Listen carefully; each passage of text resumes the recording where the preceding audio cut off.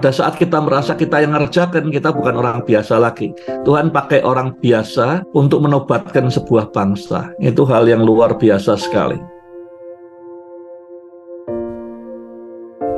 Kalau kita merasa kuat, kita tidak bersandar sepenuhnya pada Tuhan, kita tidak bisa dipakai Tuhan, unqualified.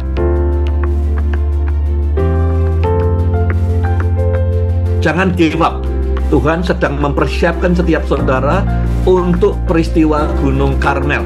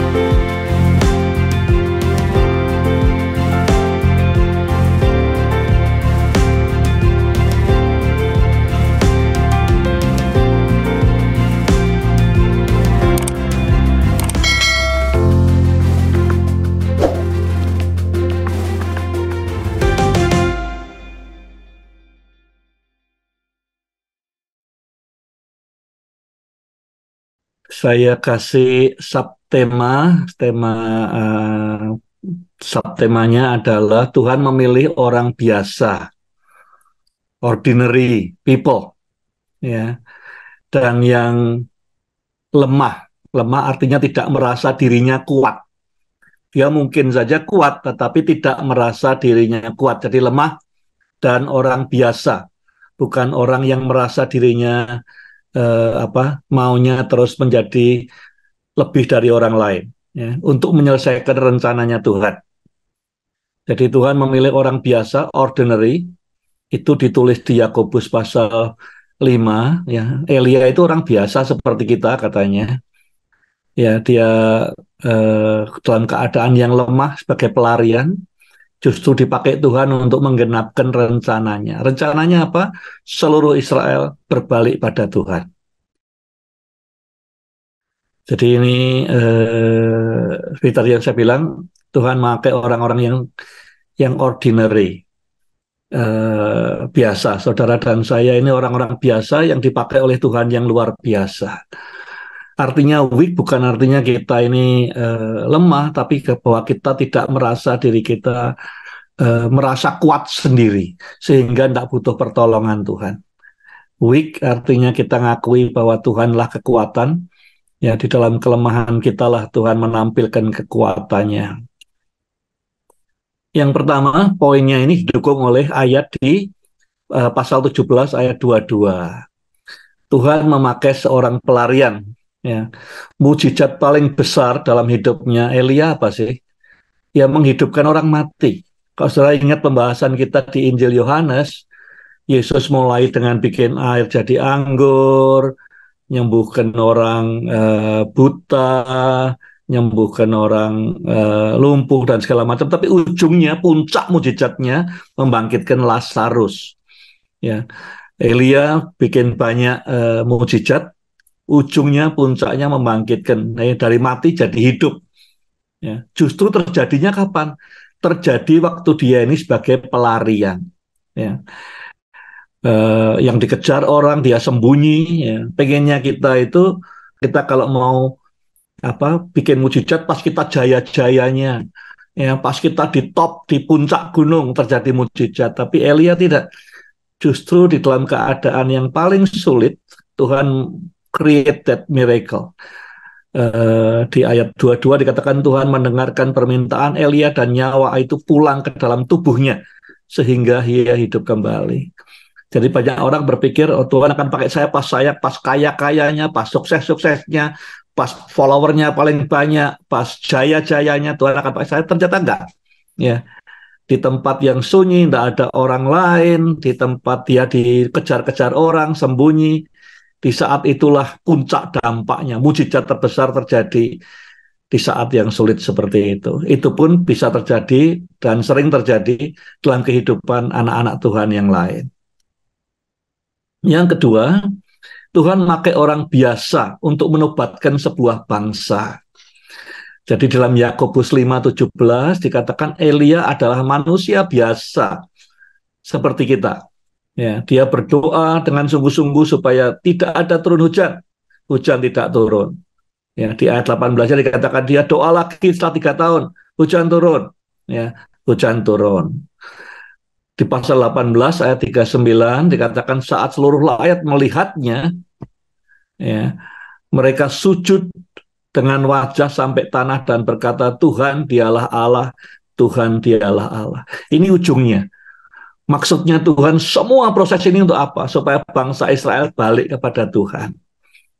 Ya. Tapi Tuhan pakai orang biasa. Nah, kita berkata, oh, Elia kok orang biasa sih? Dia bikin mujizat ini, bikin mujizat itu ke orang biasa. Dia orang biasa.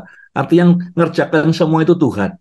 Pada saat kita merasa kita yang ngerjakan, kita bukan orang biasa lagi. Tuhan pakai orang biasa untuk menobatkan sebuah bangsa. Itu hal yang luar biasa sekali. Yang ketiga, coba kita berdiri di sepatunya janda di Sarfat ini. Dia bangun pagi, dia lihat ke dapur, ya tinggal ada tepung 1 sendok, 1 genggam, minyak 1 sendok. Dia kemudian pergi, dia ngomong sama anaknya, tunggu di rumah sebentar, ya mama cari kayu bakar. Dia berpikir habis kayu bakar ini dia akan bakar buat roti yang tinggal sekali makan, setelah itu ya sudah akan mati kelaparan. Jadi buat janda itu dia lihat ujung talinya sudah tiba. Ya, ini adalah ujung perjalanannya. Tidak ada makanan lagi. Kemudian dia bilang dia akan mati. Ya. Tapi Tuhan lihatnya lain. Itu hari itu yang menurut janda itu adalah ujung hidupnya. Menurut Tuhan itu adalah awal hidupnya. Awal berjalan dalam kehidupan yang berkemenangan, kehidupan yang ajaib. Bertahun-tahun kemudian dia lihat mujizat tiap hari. Kadang buat kita lihat kita di posisi yang aduh udah ada harapan lagi, sudah gagal, lemah dan segala macam. Buat Tuhan, Tuhan lihatnya ini hari adalah hari awal berjalan bersama Tuhan, berjalan bersama Elia, bersama hadirat Tuhan. Tiap hari ada mujizat, tidak pernah habis tepungnya. Ya. Ini ayatnya dikatakan di pasal 17 ayat 12. Dan setelah kami memakannya, kami akan mati. Ya, buat janda ini hari terakhir. Tapi lihat di ayat 17 ayat 24. Sekarang aku tahu bahwa engkau ini hamba Allah. Firman Tuhan yang kau katakan itu benar. Jadi, this is the victory. Ya, victory yang terbesar, mujizat yang terbesar, anaknya hidup. Tapi victory yang terbesar, ini keluarga yang kafir menjadi percaya pada Tuhan. 17 ayat 24. Sering kita lihat kita seperti tidak ada harapan di ujung daripada perjalanan kita, mentok. Tapi Tuhan melihatnya beda. Tuhan melihatnya ini awal daripada perjalanan yang penuh mujizat. Tiap hari ada mujizat. Walaupun makanannya tetap sama saja, tapi mereka survive, mereka lihat mujizat tiap hari. Nah, yang tidak bisa dipakai Tuhan orang seperti apa? Kalau yang dipakai Tuhan orang yang biasa, ordinary, orang yang lemah, seperti janda tadi, ya, yang tidak bisa dipakai Tuhan seperti apa? Kandidat yang tidak memenuhi syarat seperti apa? Kalau kita berpikir kita ini kuat, maka kita tidak qualify. Ya, kalau kita merasa kita tidak bersandar, tandanya kita merasa kuat itu apa? Kita tidak bersandar pada Tuhan sepenuhnya, fully reliance on God. Kita tidak bersandar sepenuhnya pada Tuhan. Sebagian ke Tuhan, sebagian ke kita, sebagian ke orang lain, sebagian ke uang kita, sebagian ke siapa, koneksi kita. Itu artinya kita merasa kuat. Ya, kalau kita merasa kuat, kita tidak bersandar sepenuhnya pada Tuhan, kita tidak bisa dipakai Tuhan, unqualified, tidak qualified. Yang kedua, kalau kita merasa kita bukan ordinary, kita ini special. Ya, spesial di mata dunia itu artinya apa? Seringkali kita inginnya itu apa? Kita inginnya kita lebih dari orang lain, kita bandingkan sama orang lain, kita spesial. Tapi spesialnya kita bukan karena kita lebih dari orang lain. Spesialnya kita karena Tuhan tidak pernah melepaskan pandangan matanya atas hidup kita. Kita ini unik. Spesialnya di mata dunia, kita ini bandingkan sama orang lain, kita lebih dari orang lain. Datang ke pertemuan kita merasa aku inginnya diperlakukan istimewa, lebih daripada orang lain. Ya, naik pesawat pengennya apa? Istimewa, lebih dari orang lain. Pergi pelayanan maunya istimewa, lebih daripada hamba Tuhan yang lain. Kalau kita merasa diri kita spesial seperti itu, kita tidak akan qualify. Ya. Tapi kalau kita merasa orang lain lebih penting, tapi Tuhan melihat aku spesial karena unik. Tidak ada orang di dunia seperti aku. Dan Tuhan tidak pernah melepaskan matanya dalam hidupku. Nah, spesial yang seperti itu yang dicari Tuhan. Bukan spesial yang merasa diri kita lebih daripada orang-orang lain di sekitar kita. Yang ketiga, yang tidak qualify adalah orang yang terlalu independen. Ya, kalau Elia terlalu independen, tidak bisa mengenali perannya burung gagak, tidak bisa mengenali perannya janda Sarfat, tidak bisa mengenali perannya Obadja, ya dia tidak layak dipakai Tuhan, karena Tuhan pakai, kalau kita ini butuh pertolongan, kita lihatnya ke atas gitu ya. Kita harapkan pertolongan dari atas, orang yang lebih kaya, lebih sukses, lebih hebat. Tapi Elia bisa mengenali burung gagak, bisa mengenali janda Sarfat yang lebih miskin, dan bisa mengenali Obadja yang waktu datang langsung nyembah kepada dia. Ini orang-orang yang tahu bahwa dirinya bergantung kepada unsur-unsur lain dalam kerajaan surga. Kalau kita terlalu independen, terlalu percaya diri, tidak butuh orang lain, kita tidak qualify untuk dipakai oleh Tuhan. Bagian terakhir slide saya, Tuhan itu selalu kerja, walaupun kelihatannya kayak nggak sepi, nggak ada apa-apa, ya. Di Kerit cuma ditemani burung gagak, Solitude cukup berbulan-bulan, kemudian di Sarfat cuma bertiga, Solitude, ya. Tapi Tuhan sesungguhnya sedang menyiapkan Elia untuk pengalaman, revival, lawatan Tuhan yang paling besar dalam sejarah Israel, yaitu pertobatan di Gunung Karmel. Nah, saya percaya Tuhan sedang menyiapkan saudara juga untuk pengalaman Gunung Karmel. Ya, Tuhan sedang menyiapkan saudara melalui ya masa-masa mungkin sepi, masa-masa sulit yang kayak Elia, masa-masa yang kayaknya panjang, kapan selesainya? Kapan nyampainya? Kapan Tuhan pakai saya? Tapi be steadfast, bertekunlah. Karena Tuhan sedang mempersiapkan saudara seperti dia mempersiapkan Elia. Ya, disiapkan ditemani burung gagak di Sungai Kerit, ditemani janda miskin, dikasih persoalan anaknya mati, diancam oleh bangsa Israel, oleh Ahab. Tapi itu semua persiapan untuk pengalaman Gunung Karmel. Nah, belajar dari Obadja. Dikatakan Tuhan mempersiapkan Obadja sejak masa mudanya. Pasal 18-12, dia berkata, hambamu ini takut, atau bahasa aslinya lebih kepada hormat, ya, sangat honoring, hormat kepada Tuhan sejak masa mudaku, ya, takut dan hormat pada Tuhan.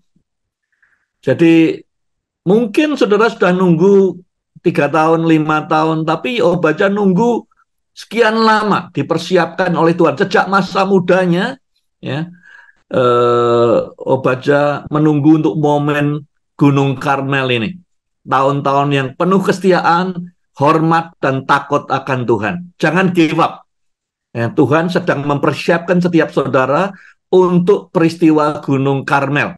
Ya. Kemuliaan Tuhan dinyatakan, bangsa bertobat. Ya. Yang kedua, Tuhan mempersiapkan Obadja untuk menjaga kelangsungan pelayanan 100 pemimpin di Israel. Ya, bayangin, dia memang bukan seorang nabi, ya, dia bukan seorang raja, dia bukan seorang imam, tetapi sejak mudanya dia itu diciptakan, dilatih, dibina oleh Tuhan untuk momen ini. Pada saat semua pemimpin mau dibinasakan, pemimpin yang ilahi, Tuhan pakai Obadja satu orang untuk melindungi, melestarikan, dan melangsungkan pelayanan 100 pendeta, 100 pemimpin, 100 nabi di Israel. Kalau tiap orangnya itu, tiap nabinya mungkin punya pengikut yang ribuan, berapa banyak orang yang diberkati lewat orang yang setia sejak masa mudanya ini. Tuhan mempersiapkan sejak awal Obadja untuk memberi kelangsungan pelayanan dan hidup 100 pemimpin di Israel yang harusnya habis mati. Tuhan pakai Obadja untuk supaya pelayanan jalan terus ya. Ini kalau tiap orang megang satu gereja 100 gereja, kalau tiap orang megang satu lembaga pelayanan 100 lembaga pelayanan oleh satu Obadja yang setia, dipersiapkan Tuhan sejak masa muda. Saudara pun dipersiapkan Tuhan untuk menjaga kelangsungan pelayanan pemimpin-pemimpin di kemudian hari. Mungkin 100, mungkin 200, mungkin 20, kita tidak tahu. Tapi saudara dipanggil Tuhan suatu saat ya dipakai untuk menjaga kelangsungan pelayanan para pemimpin. Yang ketiga, Tuhan mempersiapkan Obadja untuk kebangunan rohani di Karmel. Ya, pertobatan nasional. Tuhan lewat Elia memilih Obadja untuk menjadi inisiator kebangunan rohani di Karmel. Di pasal 18 ayat 7, Obadja sedang jalan, Elia sedang disuruh Tuhan untuk menghadap Ahab. Tapi Elia tidak langsung mau nemui Ahab. Kalau dia mau nemui Ahab, dia bisa. Tapi Elia justru nemui Obadja. Tentu Elia sudah kenal siapa Obadja, mungkin belum pernah tatap muka atau gimana, tapi oleh Tuhan dia tahu ini orang yang dipersiapkan Tuhan. Elia langsung ngomong Ahab bisa. Tapi sengaja di 18 ayat 7 dia milih ketemu Obadja. Supaya Obadja yang initiate movement ini. Supaya Obadja yang diberi honor, kehormatan. Bahwa dialah yang mengawali semua proses kegerakan rohani pertobatan bangsa di Gunung Karmel. Pesan yang terakhir dari saya, Tuhan bukan Tuhan yang sedang parkir atau sedang nganggur. Dia sedang mempersiapkan saudara masing-masing untuk pengalaman Gunung Karmel. Sedang mempersiapkan saudara masing-masing suatu saat akan dipakai untuk melestarikan, melangsungkan, memperkaya dampak para pemimpin-pemimpin di tengah bangsa atau bangsa-bangsa lain. Mungkin 100 seperti Obadja, mungkin 50, mungkin 250, kita tidak tahu. Tapi Tuhan sedang mempersiapkan saudara